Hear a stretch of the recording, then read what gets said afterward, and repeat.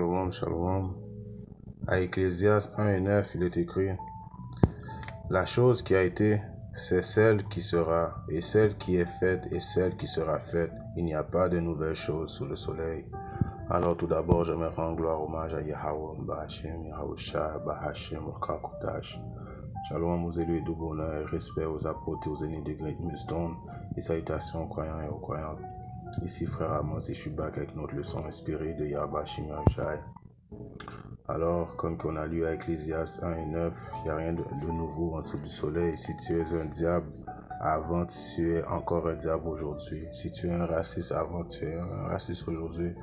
Donc, le tireur de Beauflot, c'est si on comprend la Sainte Écriture, ceux qui ont les compréhensions de la Sainte Écriture qui a été donnée par Yahweh Shemashah, nous savons que cet individu, ce jeune tireur, est la réincarnation d'un tueur des Israélites depuis longtemps qui est revenu et qui est venu pour éventuellement tuer des Israélites et attendre son jugement de Yahweh Shemashah. Car si avoir été un tireur de soi-disant dit noir, les policiers l'auraient descendu, l'auraient criblé de balles. Mais vu que c'est un soi-disant dit édomite blanc, ils l'ont laissé survivre pour qu'il soit acclamé par ses autres par ses autres racistes comme lui. Le tireur de Beauflot, un jeune raciste isolé et radicalisé en ligne, il se définit lui-même comme un fasciste, raciste et antisémite. Peyton Gendron, le jeune de 18 ans. Alors 18 ans, et c'est quand même assez jeune pour avoir toute cette haine dans soi, mais il est né avec cette haine en lui pour justement haïr les soi-disant Israélites. On dit qui a tué des Afro-Américains, mais nous savons très bien que ce terme n'existe pas. C'est un terme inventé par, encore une fois, l'homme blanc, l'homme rouge, le diable. Alors samedi à Beauflot, ce raciste-là, il a été dans un supermarché et puis il a criblé de balles des Israélites. Quand on lit un peu son histoire, il vient d'un quartier qui avait juste des blancs et puis il dit avoir fait ça pour sa race, pour sa communauté. Et il a eu l'exemple d'autres édomites qui ont fait ça auparavant. Donc c'est juste pour démontrer que l'homme rouge, l'homme blanc, le soi-disant dit l'homme blanc, le diable, la haine du diable est en vie, encore plus fort que jamais, surtout dans les périodes où ce qu'on vit présentement. Le même diable qui mettait nos ancêtres dans des chaînes, qui fouettait nos ancêtres, qui nous pendait aux arbres, qui coupait même nos parties génitaux, nous faisait ramasser du coton constamment, ramasser le coton et puis nous battait. Donner nos enfants à manger aux crocodiles, c'est quoi qu'ils n'ont pas fait encore, le diable.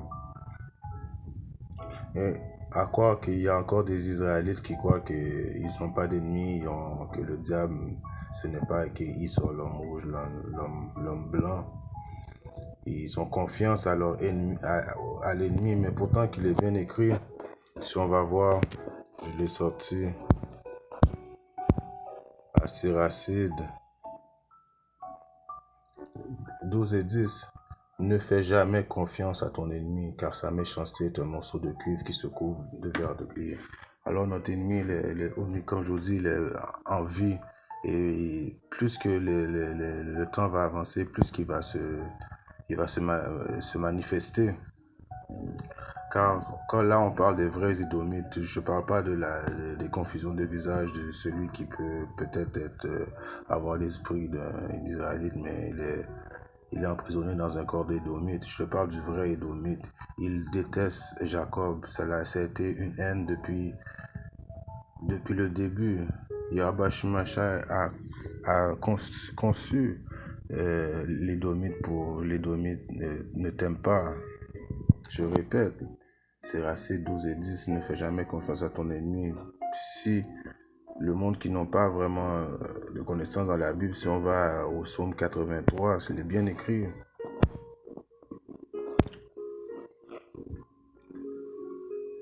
C'est vrai que...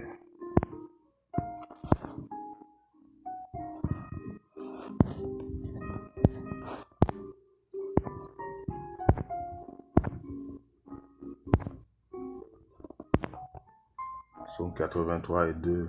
Car voici tes ennemis produisent une tumulte, et ceux qui te haïssent ont levé la tête. Alors ce petit jeune raciste diabolique a levé la tête, car il a bien précisé qu'il fait ça pour sa communauté, qu'il a une haine sanglante envers les Israélites, et puis qu'il ne semble pas avoir de remords de conscience. Alors c'est juste pour vous démontrer que sa haine est omniprésente, toujours en train d'haïr Jacob. Si on continue à 6, juste pour continuer mon point, les tabernacles d'Édom et les Ismaélites de Moab et les Agaréennes. Alors il y a les Baal Ammon, il y a autrement dit toutes les nations ont comme une haine constante envers Israël, Jacob. Mais Édom a une haine particulière. Et ici, on habite à Montréal, et puis comme à Montréal, vous savez qu'il y a beaucoup d'Israélites, beaucoup de Lévites aussi, de Benjamin, mais comme on va prendre l'exemple de Lévites, ils aiment les Ismaélites. Ils pensent que les Ismaélites ne sont pas leurs ennemis, mais je veux vous dire que les Ismaélites sont aussi vos ennemis. Ils ont participé à vous mettre aussi éventuellement dans l'histoire en esclavage, et puis ce n'est pas la même genre de haine que Esau, mais la haine est omniprésente quand même dans tous les peuples. C'est juste que Esau est le maître de cérémonie, il les dirige, et les autres ils embarquent dans le jus de fortification de Esau. Si on se rappelle quand ils ont commencé à faire boire le jus de serpent, c'est qui était visé le plus? C'était les Israélites. Esau essayait, et puis il essaye encore de tuer les Israélites le plus possible. Éventuellement, quand la famine va arriver très bientôt, vous allez réaliser que les Édomites, ils ne vous aiment pas du tout. Ils ne nous aiment pas du tout. Du tout. Même si des fois, il peut paraître qu'il est un peu cool, qu'il a des périodes qui peut prétendre d'être ton ami, mais en dedans de son cœur, ils veulent te tuer. Ils veulent te tuer absolument.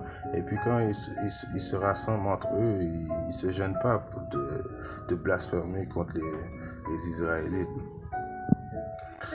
Juste pour prouver ça, le Seigneur nous avait donné un exemple. On va aller à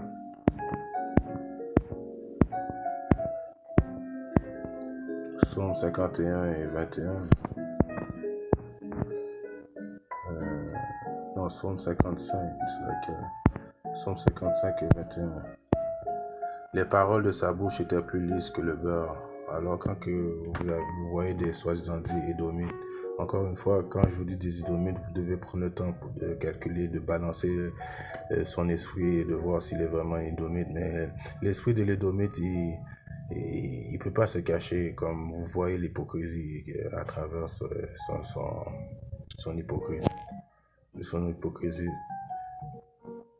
Les paroles de sa bouche étaient plus lisses que le beurre, mais la guerre était dans son cœur. Ses paroles étaient plus douces que l'huile, cependant elles étaient des épées tirées. Alors, un vrai Édomite va toujours, pour te mettre en confiance, il va toujours avoir des paroles apaisantes pour essayer de t'endormir, mais dans son cœur, il veut vraiment te tuer. Dans son cœur, il veut te tuer ou il veut t'exploiter. Il y a quand même quelque chose de négatif qu'il veut faire de toi. Il n'y a pas vraiment comme un amour pour toi. Pourquoi qu'il n'a pas cet amour-là pour toi? À cause qu'il a été créé ainsi. Si je lis le livre de ma Bible, c'est assez 12. Ne le place pas auprès de toi de peur qu'il te renverse et qu'il prenne ta place. Alors lui, il veut toujours essayer de te renverser pour prendre ta place. Ces paroles qui sont écrites dans le livre saint est pour une raison. Il y a une raison pourquoi le Seigneur Yahweh Shemashah nous a laissé ces directives-là.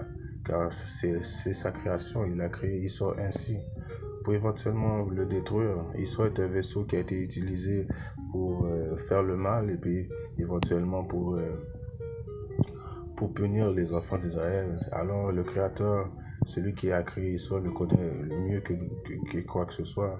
Ça fait rire de voir les 2 tiers des Israélites croire en qu'Esau le diable et essayer de le défendre jusqu'au bout. Encore une fois, à cause qu'ils se laissent emporter par les paroles smooth de ce démon. Je continue, et c'est assez 12. N'en fais pas ton adjoint, sinon il cherchera à s'asseoir sur ton siège et tu seras trop tard piqué par le regret que j'avais bien raison de l'avertir ainsi. Alors, jamais ne faire confiance à Eke soit le diable. Deux conseils qu'Yahweh Shemeshai nous a laissés. Premièrement, il ne t'aime pas, ne fais jamais confiance à ton ennemi. Ne le place pas auprès de toi. Alors, revenons à ce jeune raciste qui est le diable rouge, un jeune de 18 ans. Il est bien écrit, il habitait dans un quartier juste de blanc. Il a parcouru une route, il a prémédité son acte et il savait que dans la place, dans l'environnement de Beaufort, qu'il allait être capable de tuer le plus de monde possible. Et on sait, à l'intérieur de son cœur, il regrette de ne pas avoir tué assez d'Israélites. C'est pour ça qu'il faut constamment remercier Yahweh Shemeshai, qu'il est là, qu'il va venir nous défendre très bientôt. Il va venir nous débarrasser de ce diable qui est Esau. Parce que si ça n'aurait pas été pour Yahweh Shemeshai, Esau aurait déjà fini avec nous.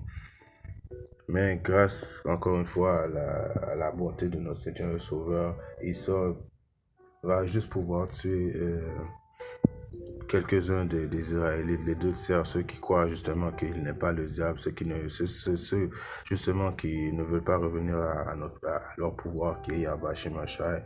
Et dans sa grâce, il a épargné des élus qui vont être éventuellement sauvés, commençant par les 144 000 et la multitude d'hommes et femmes et d'enfants qui vont être sauvés grâce à Yahweh Shemeshai. Si on regarde